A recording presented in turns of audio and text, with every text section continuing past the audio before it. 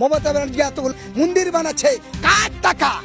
হুমায়ুন কবির মসজিদ বানাচ্ছে নিজের টাকায়। আর তোমার মা মমতা ব্যানার্জি যে মন্দিরগুলো বানিয়েছে সেগুলো জনগণের টাকা, মুসলমানদের টাকা। যে দুর্গা পূজার প্যান্ডেলের টাকা দিয়েছে সেই টাকা মমতা ব্যানার্জির বাপের টাকা নয়, সেই টাকাটা তৃণমূলের টাকা নয়, সেই টাকাটা জনগণের টাকা, ট্যাক্সের টাকা। অনলাইনে চ্যালেঞ্জ করছে অন ক্যামেরায়, মমতা ব্যানার্জির বুকের পাটা থাকলে, নরেন্দ্র মোদীর বুকের পাটা থাকলে, রাজ্যপালের বুকের পাটা থাকলে আপনারা বলুন, টাকা ফান্ড দিন, আপনারা জায়গা দিন, আমরা শিল্প করে দেখাতে চাই। এই মুহূর্তে সব থেকে বড় খবর, ভরতপুরের তৃণমূল বিধায়ক হুমায়ুন কবিরকে দল থেকে সাসপেন্ড করলো তৃণমূল কংগ্রেসের দলের একাংশ নেতৃত্বদের অভিযোগ যে হুমায়ুন কবির তিনি দল বিরোধী কাজ করছেন এবং তিনি দলের আইন শৃঙ্খলা ভাঙছেন। আপনারা জানেন যে 6ই ডিসেম্বর মুর্শিদাবাদে হুমায়ুন কবির বাবরি মসজিদের শিলান্যাস করবেন এবং সেই বাবরি মসজিদ শিলান্যাস হওয়ার আগে একেবারে দল হুমায়ুন কবিরকে সাসপেন্ড করলো। রীতিমতো সোশ্যাল মিডিয়ায় জল্পনা তুঙ্গে, সাসপেন্ড হওয়ার পরে রীতিমতো সোশ্যাল মিডিয়ায় জল্পনা তুঙ্গে যে আদেও কি এবারে 6ই ডিসেম্বর ভরতপুরের বিধায়ক হুমায়ুন কবির তিনি কি বাবরি মসজিদের শিলান্যাস করতে পারবেন, এটাও নিয়ে সোশ্যাল মিডিয়ায় চলছে জল্পনা। আর এই প্রসঙ্গে বিস্ফোরক মন্তব্য করলেন দেশ বাঁচাও সামাজিক কমিটির রাজ্য সম্পাদক এবং মানবাধিকার কর্মী হোসেন গাজী। তার কি বক্তব্য, তিনি কি বলছেন এই প্রসঙ্গে শোনাবো আপনাদের। হুমায়ুন কবির বাপের বেটা সরকারি টাকা নেয়নি, আজ নিজের টাকা দিয়ে সাধারণ মানুষের সহযোগিতায় সেখানে 25 বিঘা জমির উপরে সেখানে মসজিদ করছে। তার উপরে ইউনিভার্সিটি তৈরি হবে, যে ইউনিভার্সিটি এমন ভাবে একটা তৈরি হবে যে ইউনিভার্সিটির মধ্যে হিন্দু, মুসলমান, দলিত, আদিবাসী, শিখ, খ্রিস্টান সবার ছেলেমেয়েরা পড়াশোনার সুযোগ পাবে, কম পয়সায় ভালো সুযোগ পাবে। এবং সেখানে এমন একটা উন্নত মানের হসপিটাল হবে যে মুর্শিদাবাদ থেকে ছুটে আর কলকাতায় আসতে হবে না, খুব ভালো ধরনের ট্রিটমেন্ট হবে, যেখানে হিন্দু, মুসলমান, দলিত, আদিবাসী সবাই ভালো চিকিৎসা পাবে, ঔষধও পাবে, এরকম ভালো হসপিটাল। এবং আরো অন্যান্য পরিকল্পনা আছে যে গরিবের ছেলে মেয়েরা যদি মনে করে একজন LLB করবে, একজন ল নিয়ে পড়বে, তার জন্য ভালো কলেজ নেই, গরিব মানুষের পড়ার জন্য কোটি কোটি টাকা খরচা, সেরকম ভাবে সরকার কিছু ব্যবস্থা নিতে পারেনি। সেই জায়গা দাঁড়িয়ে হুমায়ুন কবির এতদিন পারেনি কেন, দীর্ঘদিনের MLA কেন করতে পারলো না? তার কারণ তখন দলের বাধ্যতামূলক ছিল, দলের হুঁশিয়ারি ছিল যে যা করবে মুখ্যমন্ত্রী করবে। আজকে ভাবতে অবাক লাগছে যে মুখ্যমন্ত্রী তিনি একটা ছাড়া 10টা মন্দির করবে, সরকারি টাকা, আমাদের টাকা, ট্যাক্সের টাকা, গরিব মানুষের টাকা, খেটে খাওয়া মানুষের টাকা। সেই মানুষ রক্ত জল করা, রক্ত পানি করা পয়সা সরকার নিয়ে ইউনিভার্সিটি, স্বাস্থ্য কেন্দ্রে শিক্ষা এবং কর্মস্থানের ব্যবস্থা করতে পারেনি। কিন্তু ব্যবস্থা করেছে কে?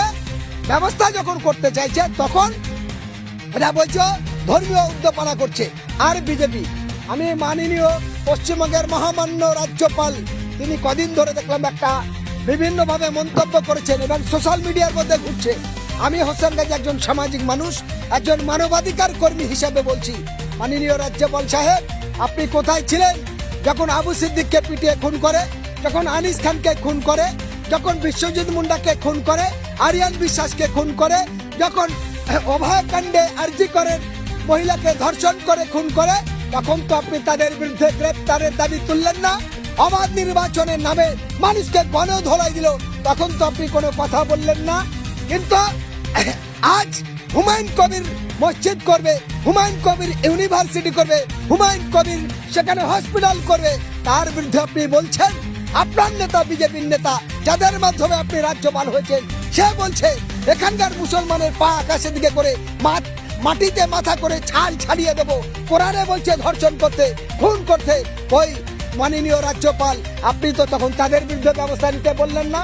তাহলে আপনি কোন শর্তে বলছেন যে হুমায়ুন কবিরের জন্য এখানে ব্যবস্থা নিতে হবে? আপনি কিভাবে বললেন এই কথাটা? আপনার তো ভাবতে অবাক লাগছে আমাদের। কারণ আপনি যে সাংবিধানিক জায়গায় আছেন, আপনি ভারতের ইতিহাসের সংবিধানটা পড়ুন, সেই সংবিধানে পরিষ্কার আছে ভারত যখন ইংরেজ থেকে তাড়িয়ে স্বাধীন হয় 1949 সালে সংবিধান তৈরি হলে সেই সংবিধানে পরিষ্কার করা আছে কে কেমন মন্দির করবে, মসজিদ করবে, গির্জা করবে, গুরুদ্বারা করবে, সেটা সেই ধর্মের ব্যাপার। অর্থাৎ সরকারি টাকায় যে নরেন্দ্র মোদী ঘুরবে, মন্দির করবে, আর মমতা ব্যানার্জি মন্দির করবে, তারা প্রসাদ বিল্লি করবে, তারা এই সরকারি টাকা জনগণের ট্যাক্সের টাকা দিয়ে মমতা ব্যানার্জি প্যান্ডেলে প্যান্ডেলে দিতে পারবে। তার জন্য রাজ্যপালের গায়ে লাগবে না, তার জন্য মমতা ব্যানার্জির দুঃখ হবে না।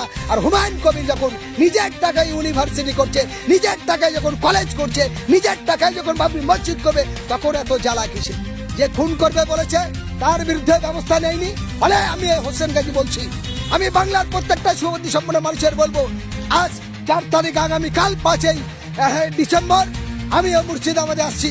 আমি বাংলার প্রত্যেকটা হিন্দু, মুসলিম, দলিত, আদিবাসী সকল শুভবুদ্ধি সম্পন্ন মানুষের কাছে আবেদন রাখতে চাই, আপনারা আসুন আগামীকাল কলকাতায় থেকে দলবদ্ধ ভাবে আগামী 6 ডিসেম্বর বাবরি মসজিদ উদ্বোধনে আমরা সবাই মিলে হুমায়ুন কবিরের পাশে দাঁড়াই। কারণ হুমায়ুন কবির বাপের বেটা, যে চাইছে এই বাংলার মানুষের, গরিবের জন্য ফ্রি ইউনিভার্সিটি, গরিব মানুষের জন্য চাইছে উন্নত মানের হসপিটাল। ফলে তার 25 বিঘা জমিতে আমরা যারা মুসলমান, যারা জানি মসজিদের কথা বলি, আমরা সবাই জানি 5 কাঠার বেশি মসজিদ করলে অনেক বড় মসজিদ হয়। 5 কাঠা 10 কাঠার বেশি বড় মসজিদ কিছু নেই। সেখানে 25 বিঘা জমির উপরে কি করবে এটা তো বুঝতে হবে। সেখানে চাষ হবে না, ফলে সেখানে 25 বিঘা জায়গা মানে আরো বহু পরিকল্পনা আছে। আর যারা বলছে এখানে 15 বছরের মুখ্যমন্ত্রী মমতা ব্যানার্জি, এখানে 20 বছরের বেশি এই বিজেপি সরকার, তারা যখন এই বাংলার গরিব দুঃখীদের জন্য ব্যবস্থা নিতে পারেনি, এখানকার খেটে খাওয়া মানুষের কর্মস্থানের ব্যবস্থা নিতে পারেনি, আমরা হোসেন গাজী বলছি আজকে অনলাইনে চ্যালেঞ্জ করছি অন ক্যামেরায়, মমতা ব্যানার্জির বুকের পাটা থাকলে, নরেন্দ্র মোদীর বুকের পাটা থাকলে, রাজ্যপালের বুকের পাটা থাকলে আপনারা বলুন, টাকা ফান্ড দিন, আপনারা জায়গা দিন, আমরা শিল্প করে দেখাতে চাই, আমরা শিল্প করে দেখা চাই। হুমায়ুন কবির বাপের বেটা শিল্প করবে, আপনারা জমি দিন, আপনারা সেই বাধা কাটান। কেন আমরা যখন এই সমস্ত শিল্পর জন্য উদ্যোগ নিতে যাব, তখন এরাই সরকারি বাধা দিয়ে বলবে, সরকারের মুখ পুড়বে, সরকারের চোখের ঝাল ঘষে যাবে। সরকার তখন ভয়তে এই দালালি করার জন্য, গরিব মানুষের খুন করার জন্য, রক্ত চোষার জন্য তখন বলবে লাইসেন্স দরকার, এটা দরকার, ওটা দরকার বলে আটকাবে। তাই হুমায়ুন কবির এতদিন উন্নত মানের অনেক কিছু করার পরিকল্পনা থাকলেও সেগুলো করে উঠতে পারেনি।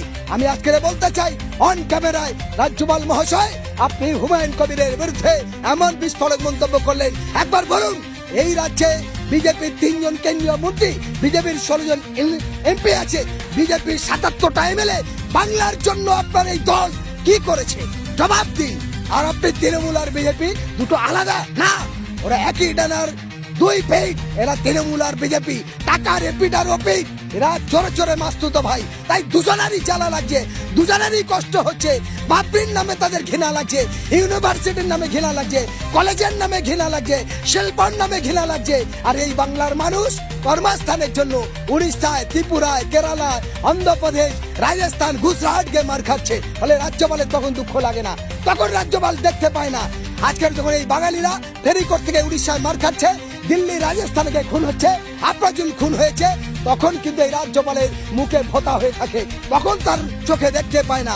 আর আজ হুমায়ুন কবির যখন বাংলার মানুষের কথা ভেবে একটা ভালো কিছু করতে চাইছে, ইতিহাসকে উজ্জীবিত করতে চাইছে, দেশের সংবিধানকে মিলনতিথি করতে চাইছে, তখন এদের জ্বালা লাগে যে পশ্চিমবঙ্গের কোনো এমএলএ, কোনো এমপি তো এরকম 25 বিঘা জমির উপরে এমন সুন্দর শিলান্যাস করতে পারেনি, যেখানে একটা মসজিদ থাকবে, যেখানে একটা ইউনিভার্সিটি থাকবে, যেখানে একটা হসপিটাল থাকবে, যেখানে একটা পার্ক থাকবে, যেখানে একটা শিশুদের পড়ার জন্য একটা আলাদা স্কুল থাকবে।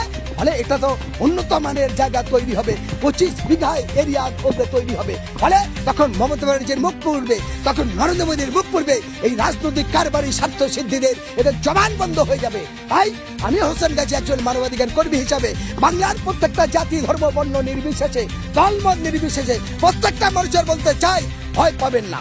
বুকের পাটা দেখে ভগবান আল্লাহ ঈশ্বর বলছে, হে মানুষ, আমি তোমাকে পৃথিবীর সর্বশ্রেষ্ঠ প্রাণী করেছি, তুমি যদি মাথা নত করতে হয় ঈশ্বরের কাছে করো, কোনো গুন্ডা, মস্তান, পুলিশ, কোনো নেতা মন্ত্রীর কাছে নয়। তাই আমি হোসেন গাজী বলছি, আমি নিজেও মুর্শিদাবাদ জেলা এসপি কে আমি পারমিশনের জন্য মেল করেছি, রেজিনগর থানাতেও করেছি।